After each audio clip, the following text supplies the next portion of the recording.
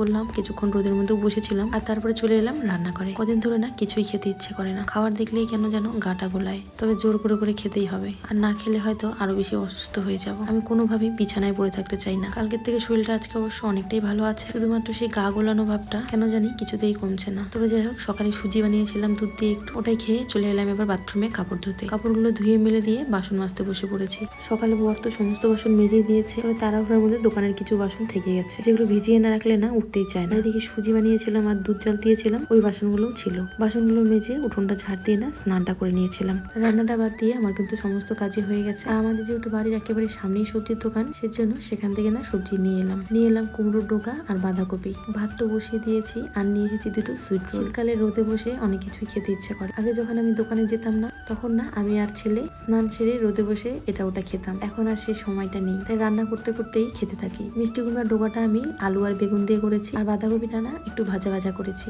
ডোকা তরকারিটা হয়ে গেছে, এবার বাঁধাকপিটা বসিয়েছি, আর তার ফাঁকে সবজির খোসাগুলো ফেলে দিয়ে বাসনগুলো গুছিয়ে নিচ্ছি। আর এদিকে আমার বাঁধাকপি তরকারিটাও হয়ে গেছে। তরকারিটা নামিয়ে আমি ভাত খেয়ে নেবো। রান্নাঘরের সমস্ত কাজ শেষ করে চলে গেছিলাম কাপড় তুলতে। এই কাপড়গুলো তুলে তো নিয়ে এসেছি, কিন্তু আজকে আর গোছাবো না।